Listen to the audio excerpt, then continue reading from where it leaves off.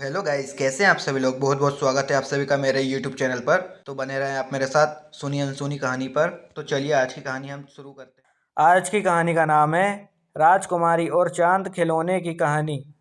किसी राज्य में एक राजा राज्य किया करता था। उसकी एक छोटी सी बेटी थी जो बहुत ही प्यारी और मासूम थी। वह हर रात अपने कमरे की खिड़की खोलकर आसमान में निकले चांद को ताकती रहती थी। एक दिन उसने राजा यानी अपने पिता से कहा कि पिताजी, मुझे चांद चाहिए, मुझे चांद लाकर दो, मुझे उसके साथ खेलना है। राजकुमारी की यह बात सुनकर राजा हैरान हो गया और उसे समझाने की कोशिश करी कि यह मुमकिन नहीं है, लेकिन राजकुमारी ने तो चांद पाने की जिद पकड़ ली थी। चांद ना मिलने की स्थिति में वहाँ ना कुछ खाती ना कुछ पीती, बस पूरी रात चांद को खिड़की पर बैठकर देखती रहती। इस कारण धीरे धीरे राजकुमारी की तबीयत बिगड़ने लगी और वहाँ काफ़ी बीमार हो गई। राजकुमारी की यह हालत राजा से ना देखी गई और उसने अपने मंत्रियों और दरबारियों को राजकुमारी के लिए चांद लाने का आदेश दिया।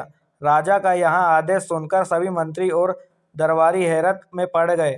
उन्होंने राजा से कहा, महाराज, चांद को लाना मुमकिन नहीं है, यह हम भी जानते हैं और आप भी। ऐसे में हम चांद को राजकुमारी के लिए कैसे ला सकते हैं। मंत्रियों और दरबारियों की यह बात सुनकर राजा अपने राज्य में ऐलान करवा देते हैं कि राजकुमारी के लिए जो भी चांद लाकर देगा उसे खूब सारा धन इनाम में दिया जाएगा। जब राजा के इस ऐलान के बारे में एक व्यापारी को पता चला तो उससे राजा का दुख देखा ना गया। वहाँ फौरन राजा से मिलने पहुँच गया।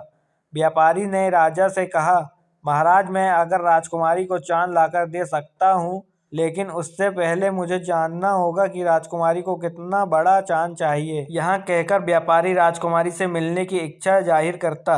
राजा भी व्यापारी की बात मान लेता है और उसे राजकुमारी के पास ले जाता है। राजकुमारी के पास पहुंचकर व्यापारी राजकुमारी से पूछता है कि चांद कितना बड़ा है।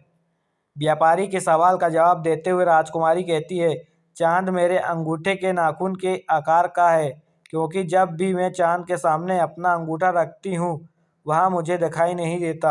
इसके बाद व्यापारी पूछता है कि चांद कितना ऊंचा है, तो राजकुमारी कहती है, शायद पेड़ से थोड़ा ऊंचा होगा, क्योंकि वह हमेशा महल के बाहर लगे पेड़ के ऊपर ही नजर आता है। अंत में व्यापारी पूछता है, अच्छा राजकुमारी, चांद दिखता कैसा है। इस पर राजकुमारी जवाब देती है कि चांद चमकीला है और चांदी की तरह सफ़ेद दिखाई देता है। राजकुमारी यह सभी बातें सुनकर व्यापारी हंसते हुए खड़े हो जाते हैं और राजकुमारी से कहते हैं कि कल ही मैं पेड़ पर चढ़कर उस चांद को तोड़ लाऊंगा। इतना कहकर व्यापारी राजा के पास जाता है और अपनी यही योजना उन्हें बताता है। राजा को व्यापारी की योजना पसंद आती है। अगले ही दिन व्यापारी की एक चांदी का छोटा सा चांद बनाकर राजकुमारी के लिए ले जाता है। राजकुमारी उस चांद को देखकर बहुत खुश होती है उसके साथ खेलने लगती है।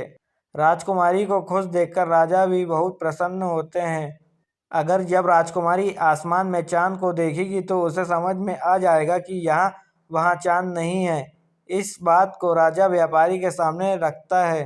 राजा की बात सुनकर व्यापारी कहता है कि मैं आपकी इस परेशानी को भी अभी हल किए देता हूँ। व्यापारी राजकुमारी के पास जाता है और उससे बड़े प्यार से पूछता है कि राजकुमारी, आप यहाँ बताइए कि जब किसी का दांत टूट जाता है तो वहाँ क्या होता है। व्यापारी के इस सवाल का राजकुमारी बड़ी मासूमियत से जवाब देती है कि उसका नया दांत निकल आता है। जब हंस कर व्यापारी पूछता है, अच्छा यहाँ बताइए कि क्या आपको पता है कि जब कोई चांद तोड़ लाता है तब क्या होता है। इस पर राजकुमारी कहती है, हाँ, वहाँ दूसरा चांद उग आता है।